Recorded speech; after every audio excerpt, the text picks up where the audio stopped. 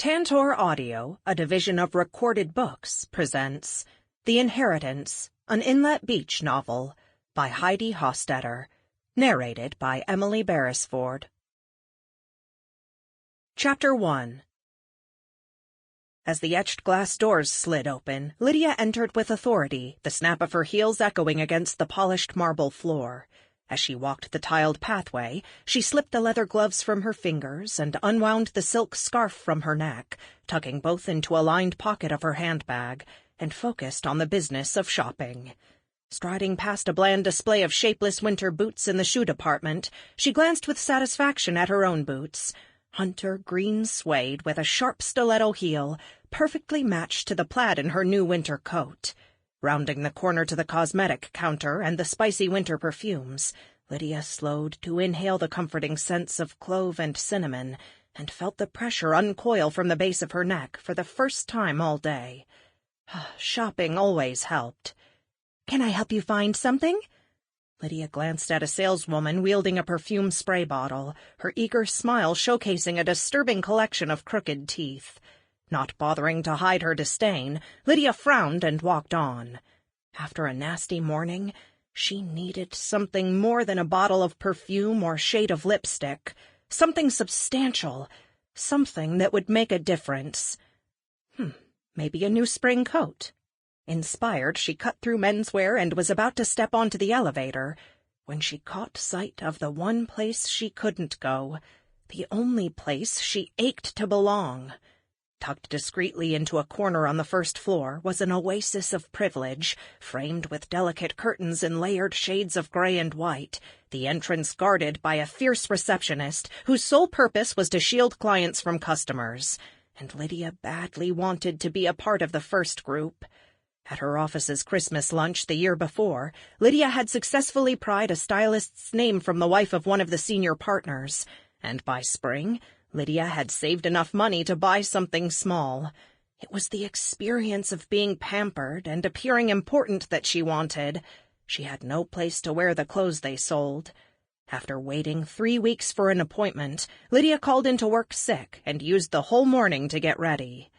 Arriving precisely on time for her appointment, she had been welcomed by an assistant wearing an elegant black linen sheath, accessorized perfectly with a single sterling cuff, and had been guided beyond the curtains to a consultation room.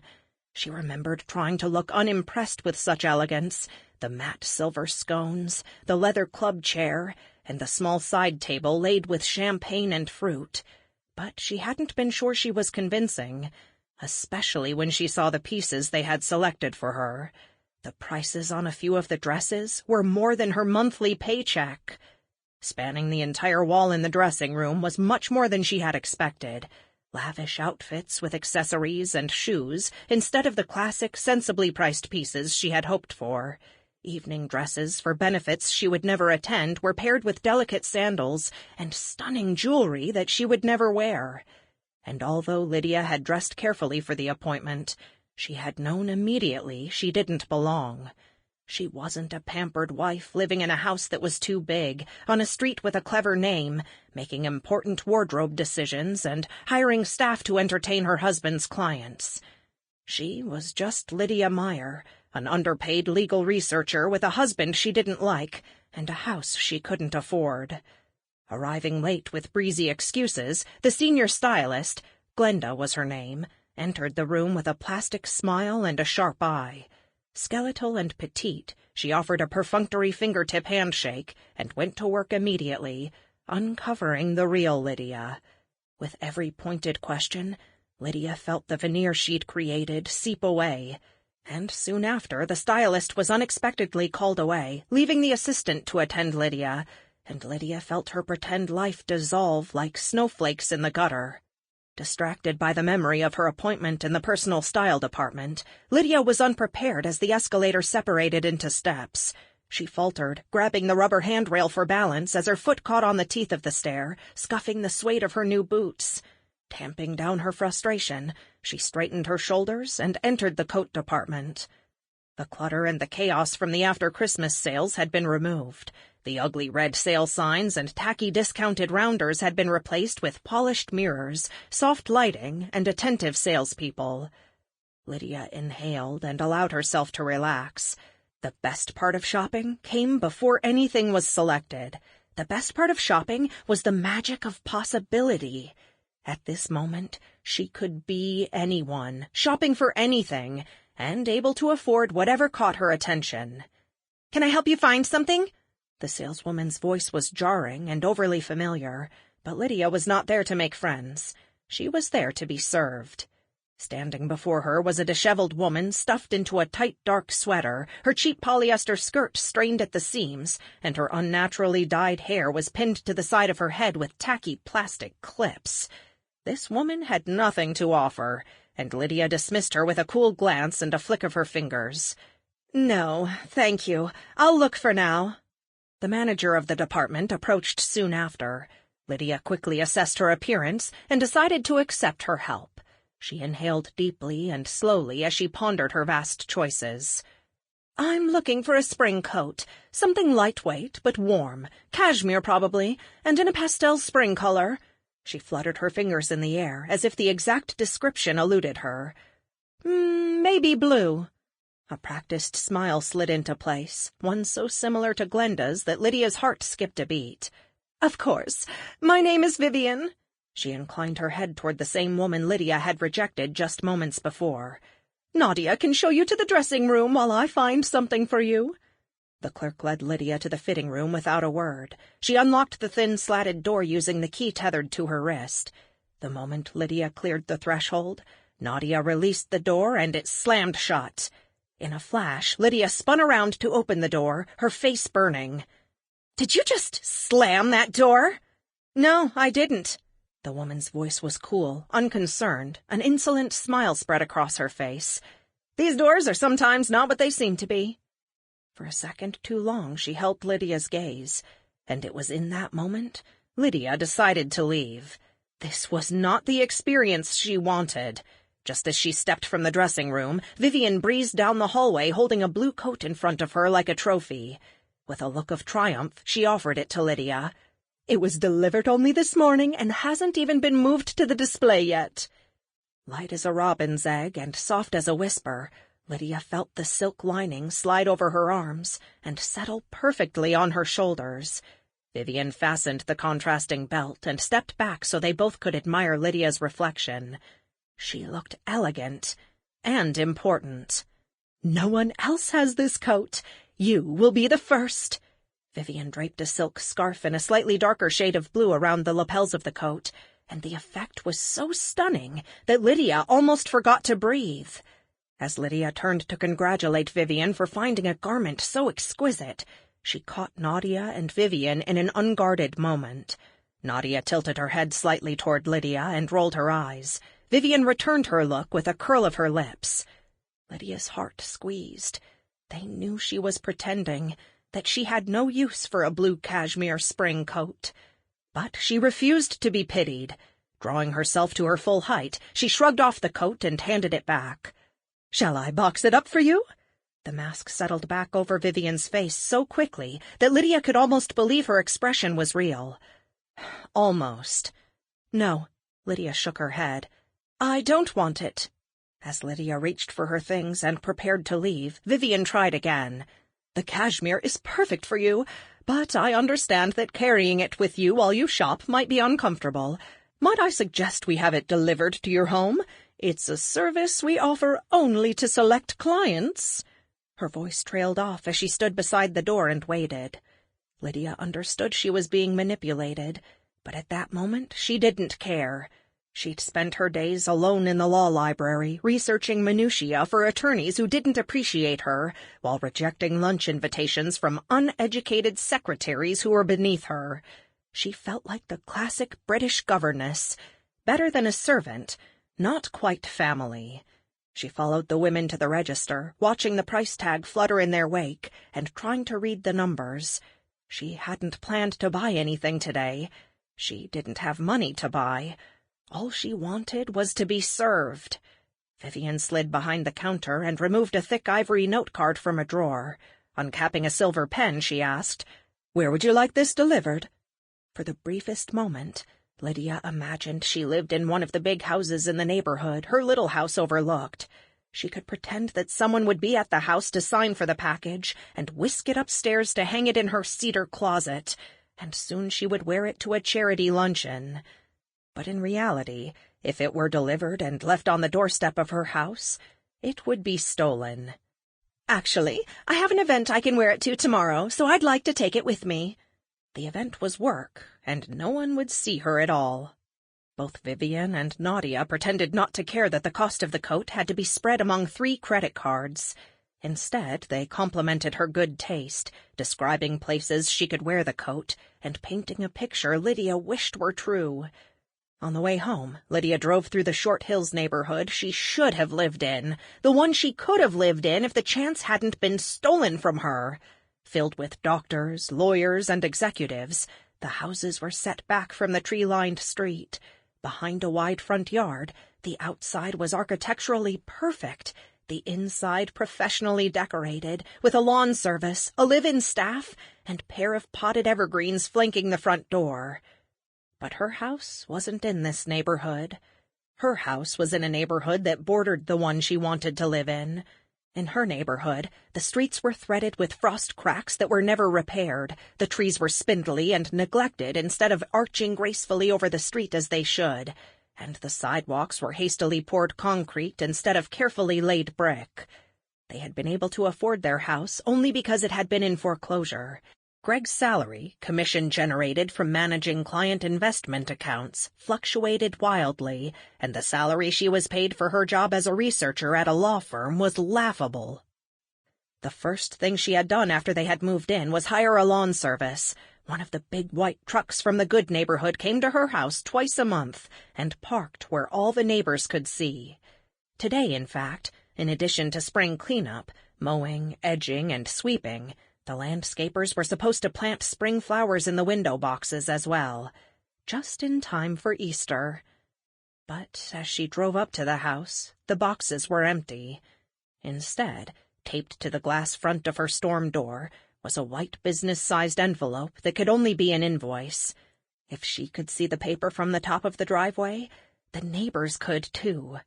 Tightening her grip on the steering wheel, she knew the landscapers hadn't been paid since Thanksgiving, but she had hoped they would come anyway.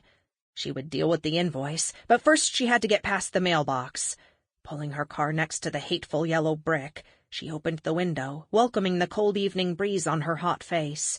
She knew what waited for her inside that mailbox, something she made a point to keep from Greg, but the stack grew bigger and more urgent every day, and keeping it from him was becoming more difficult. Reaching in, she removed a bundle of letters rubber-banded inside a glossy catalog and tossed it onto the passenger's seat. As it hit the seat, the band broke and letters exploded onto the floor. She froze.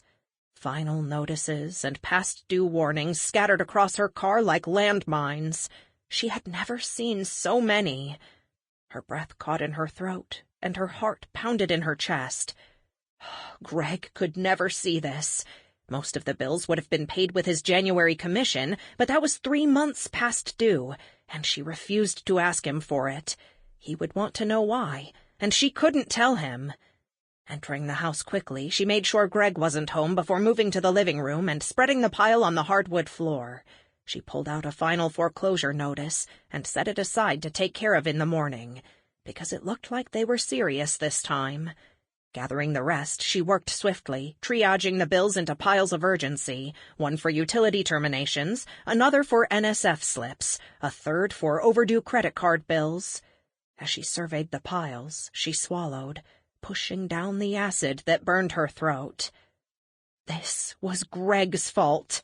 Everything she had bought in the last 5 months had been put on credit in anticipation of his January commission. Catering that stupid Thanksgiving open house, Christmas gifts for his clients and managers, clothes and makeup for her. She might not have bought such extravagant gifts for her managers if she had known his check would be late.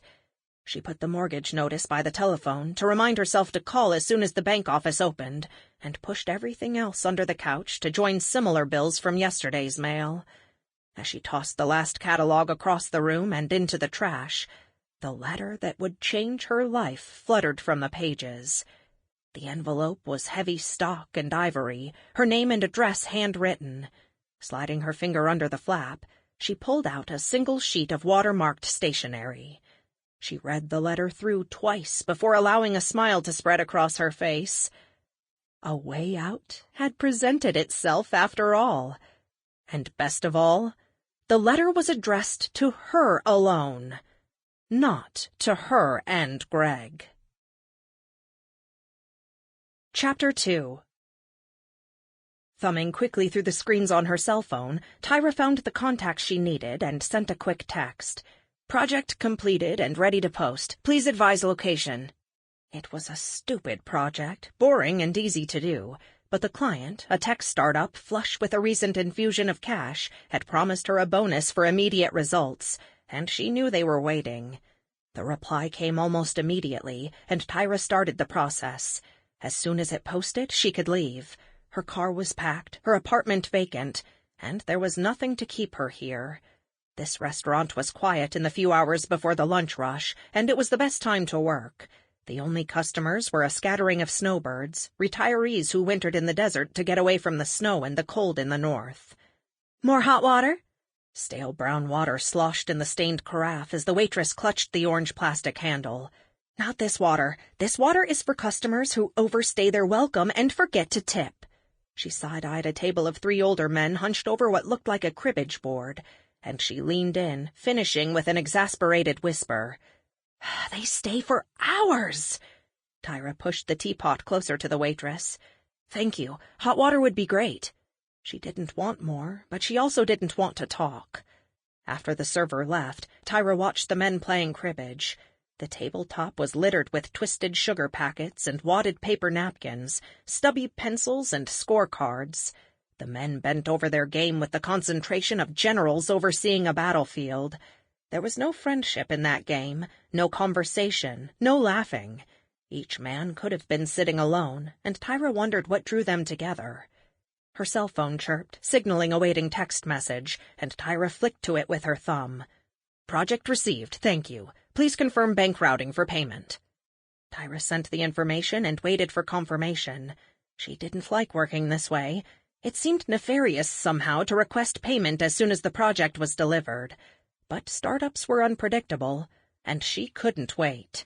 Her trip had taken almost 3 years to plan, and she had dreamed about it for longer than that. A change of climate, a new address, a gamble, and a new start altogether.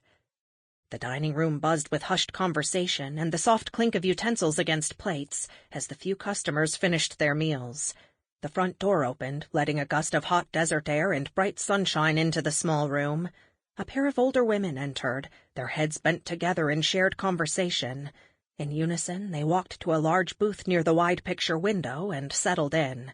One woman shrugged off her cardigan and draped it casually in the space next to her, as the other settled into her seat and anchored her purse firmly in her lap.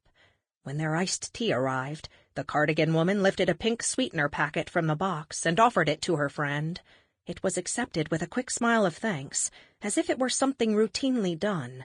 And Tyra wondered how long you would have to know someone before they knew what sugar you liked, how close you would have to let someone get, what secrets would they have to know and keep. The glass front door slammed open, letting another rush of hot air into the air-conditioned dining room.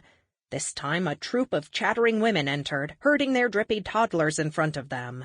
Claiming the big center table, they scattered the far end with an assortment of toys so vast it reminded Tyra of the Christmas charity boxes sent to the group home where she used to live. A toddler's shriek ripped through the air, and the noise hit Tyra's spine with the force of an explosion. At the same moment, something solid hit the table and skittered to the edge before falling to the floor. Instinctively, Tyra reached for a weapon. Her fingers scrabbled underneath the napkin for the butter knife. Dull now, but strong and heavy, easily concealed and easily sharpened. Gathering her legs underneath her, ready to spring from the chair in any direction, she held the knife in her fist and waited. The sound of someone speaking came to her as if she were underwater. Blurry at first, but becoming clearer as she focused. "It's okay, honey. You're okay." Laying her fingers gently on Tyra's wrist, the server used her other hand to slide the butter knife from Tyra's fist. "It's nothing. just a plastic block. As her vision cleared, she began to recognize the restaurant. The floor was carpet, not concrete. There were no bars on the window, and she could leave when she wanted. Her heart pounded as she forced out the breath she had been holding. The server pushed a glass of ice water toward her. "My husband does that sometimes, when something startles him. Either military or you've done time." While Tyra's heartbeat slowed, the server waited. "You got someone you want me to call for you? Someone to come get you?" Tyra shook her head. There was nobody she could call. Nobody would come. The closest person she knew was 2,500 miles away. Reaching for her water glass, she drank it all. "I'm fine now, thank you. I just need to go." The waitress pulled a notepad from her apron, ripped a page, and handed it to Tyra with a deep scowl. "I'd leave too, if they'd let me." They both watched as one of the mothers scattered Cheerios across the table like chicken feed, and one of the boys smashed the pieces into dust with his plastic hammer. "Can you imagine the mess they're going to leave for me?" She shoved her order pad back into her apron pocket and glared at them. Tyra reached into her back pocket to withdraw a few bills and handed them to the waitress. The woman unfolded them and eyed her warily. "You do know there is no place on earth where a pot of tea costs $40, don't you?" She pointed her chin at the bag at Tyra's feet. "Wherever you're going, I wish you luck. You're a good customer. You don't leave a mess and you tip way too much. I wish there were more like you." She touched the tabletop with her fingers. "Good luck." As she walked away, Tyra glanced at the toddler table. Taking advantage of the server's absence, the mothers packed up quickly and rushed their children out the door, leaving devastation in their wake and no tip on the table. Reaching into her pocket, Tyra removed a few more bills and left them for the waitress. No bars on the window didn't always mean free to leave. As she left the dining room, she chose a path close to the fireplace and the two women who lingered over their early lunch. As the women chatted, they leaned in like schoolgirls sharing a secret, and Tyra again wondered how that kind of friendship happened. She passed the table, wishing she had the courage to smile at them, and knowing at once she wouldn't. Slipping her sunglasses on, she crossed the parking lot to her car. After starting the engine and turning on the air conditioning, she pushed speed dial for the first number on her cell phone. As she counted the rings, she directed the cool air to her face. "Yeah?" His voice was burly and gruff, and she relaxed the instant she heard it. "Uncle Mike?" Her voice sounded pathetically weak, so she cleared her throat and tried again. "Hi, Uncle Mike, it's Tyra." "Kit Kat? Hold on a minute, let me turn down the idiot box." In the background, she heard the sound of the television being turned down, then the muffled sound of him propping the phone on his shoulder and tilting his head toward it. "Everything okay?" "I don't think I can do this, Uncle Mike." There was a silence. Then she heard him draw a deep breath and let it out slowly. After a moment, he spoke. "I know. It's going to be hard, and you don't have to do this at all. But you've been talking about it for years and saving for years, and now it's time to take your shot." He hesitated, then asked, "That girl's mother talked to you yet?" "Tressa Montgomery. Her daughter's name was Eileen. No, she still won't talk to me. But she sent me a letter, a little while ago." "Oh, yeah? That's good. What did the letter say?" Tyra glanced at her backpack. She kept the letter in a zippered pocket inside. It was never far from her. "She thanked me for paying her daughter's medical bills and gave me permission to go on with my own life. Not exactly forgiveness, but—" Tyra's voice trailed off, and Uncle Mike finished for her. "But maybe that's the best she can do. Her daughter wasn't exactly blameless, you know. She understands that, and as a mother it's got to be hard to work through." "Yeah." "Okay, Kit Kat, enough of this. You weren't the only one, and you've paid for your part in this already. Let's start moving forward. Now, when are you leaving?" "I'm on my way out of town now." "Oh, yeah? You got enough dough?" Tyra laughed. "Yes, Uncle Mike, I've got enough money." Uncle Mike drove a forklift in a lumber yard in Bayonne, New Jersey, and Aunt Patty waitressed at a diner nearby. Every day for 30 years he walked 2 blocks to the diner where she worked so she could make him a hot lunch and sit with him while he ate.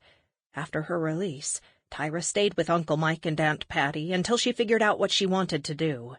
She decided that what she wanted were her sisters. All right, then. Uncle Mike paused. So, what are you waiting for? Okay, I'm going. Give Aunt Patty my best. I will, Kit. And remember, you've worked hard for this, but that don't mean it'll be easy. Maureen has her own family, and that seems to be all she wants. You might have a better shot with her, though, than you do with Lydia. He scoffed. Lydia's just like her mother, and I can say that because your mother was my baby sister. May she rest in peace. Nothing was ever good enough for her. That's not bad if you're willing to work for it, but neither of them did. Uncle Mike's voice trailed off. I don't know. I just don't want you to get your hopes up. I won't, Uncle Mike, and I know I can always come back to you and Aunt Patty. For an entire week before she left New Jersey, both Aunt Patty and Uncle Mike had practically followed her around the house, reminding her that she didn't have to leave, that she was welcome to stay with them as long as she wanted. You bet your ass you can. Uncle Mike's booming laugh traveled across the phone lines and enveloped her like a hug. Just not today. 28 freaking degrees out there with more snow tonight. It's not supposed to snow in March. It's almost Easter, for crying out loud. Is that why you're at home?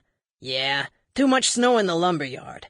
Anyone stupid enough to buy lumber today has to load it themselves. Thanks, Uncle Mike. Any time, Kit Kat. Chapter 3. At the bottom of the stairs, 3 duffel bags slumped against the front door, lined up and ready for the camping trip to Echo Lake.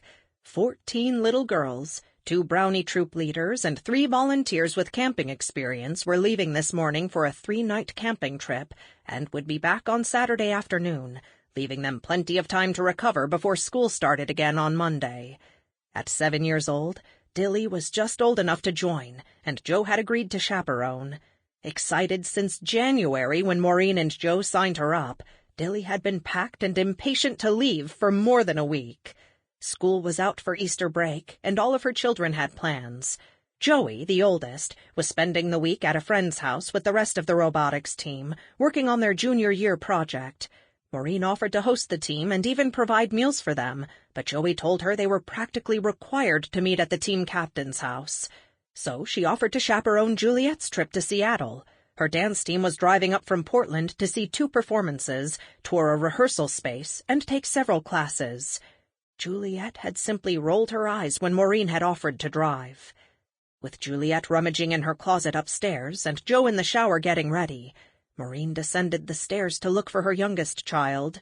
Moving slowly, as she always did on the first trip down the stairs, one hand palming the railing, with the other grazing the opposite wall as her knees worked out their overnight stiffness. The surgeon had said if she lost 30 pounds, she might not need knee replacement after all. Apparently, her condition was borderline, so he gave her a diet to follow and booked another appointment for August. Maureen looked forward to neither. When she reached the bottom, she leaned against the finial to rest, and noticed a lumpy plastic bag tucked behind the duffels. Moving closer to examine it, she smiled, identifying Dilly's handiwork. Handles tied together, and the top of the bag taped shut with great swatches of blue painter's tape. Peering through the slits in the bag, she realized that Dilly would need to be reminded again not to bring anything crawly back from the lake, because clearly her youngest daughter was planning to do just that. The bag was stacked with plastic boxes poked with air holes and Ziploc bags stuffed with handfuls of grass. As Maureen straightened, she heard her daughter humming to herself. She rounded the corner to the kitchen and found Dilly perched on a stool watching the toaster. "What are you doing, little bunny?" Dilly answered without taking her eyes away from the toaster. "Making jelly toast for Daddy and me." Maureen smoothed a dark curl from her daughter's face and kissed the top of her head. "Daddy's still in the shower, so maybe you should eat the first one yourself." "Okay." Dilly nodded without taking her eyes from the toaster. Rounding the corner to the sink, Maureen pulled the carafe from the machine and filled it with water. After scooping grounds into the filter and closing the lid, she clicked the buttons for Bold and Speed Brew, because she wanted it to be ready when Joe came downstairs. At the sound of metal clattering together, she turned to see Dilly rifling through the silverware drawer. Reaching over Dilly's shoulder, Maureen pulled out a wide plastic knife and offered it to her daughter. "Dilly?" "Yes, Mommy?" "Do you remember me asking you not to bring back anything living, or anything at all, from Echo Lake?" Once, Dilly had brought back a snail from a hike, explaining that it wasn't really alive because— Sample complete. Ready to continue?